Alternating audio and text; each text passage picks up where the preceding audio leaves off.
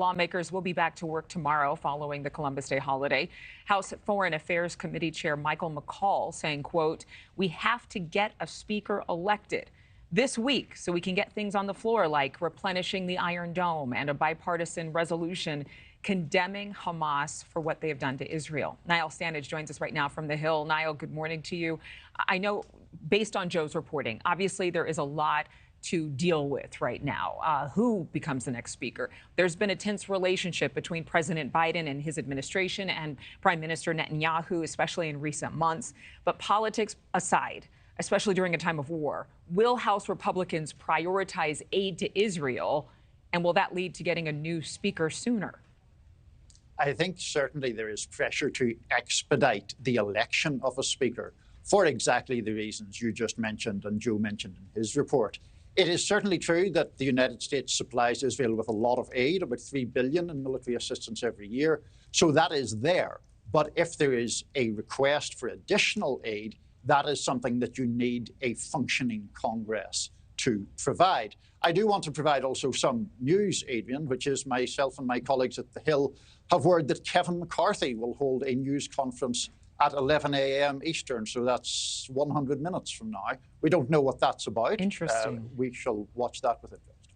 Because he has said he would not run again, correct? Exactly. He has said that, and yet his allies have seemed to equivocate around that point over the weekend. Now, to be very clear, when I say we don't know what it's about, we don't know what it's about. But it inevitably stokes speculation about, is he going to say, for example, that if Republicans can't elect a speaker this week, would he be prepared to come back in some caretaker capacity? That's one of the possibilities. Okay, well, we'll find out if he flipped the switch, flipped the script on us. Congressman Jim Jordan and Steve Scalise, they're currently in the front running to potentially be elected speaker. But do either of them have enough votes at this point?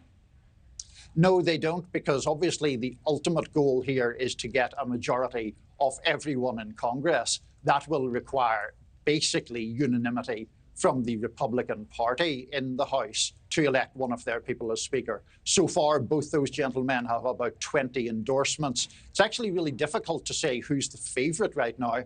Congressman Jordan obviously has former President Trump's endorsement.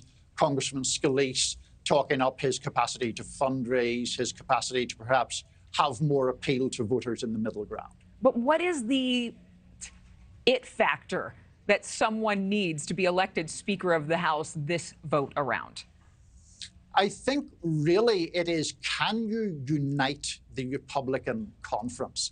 That is a lot easier said than done. Both Congressman Jordan and Congressman Scalise are saying that they can do it.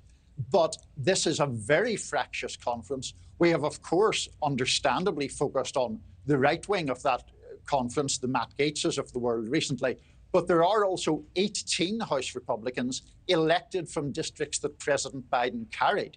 Their political priorities are very, very different from, say, Congressman Gaetz. Yeah, I don't know if there's a Republican right now in the House that's that popular.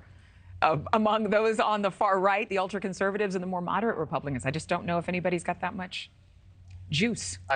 I agree. It may be an impossible task that is ahead of them in that respect. All right. Niall Stanage, thanks for joining us on a very important day. Thank you for watching. Go to newsnationnow.com to find News Nation on your television provider. And don't forget to click the red subscribe button below to get more of News Nation's fact-driven, unbiased coverage.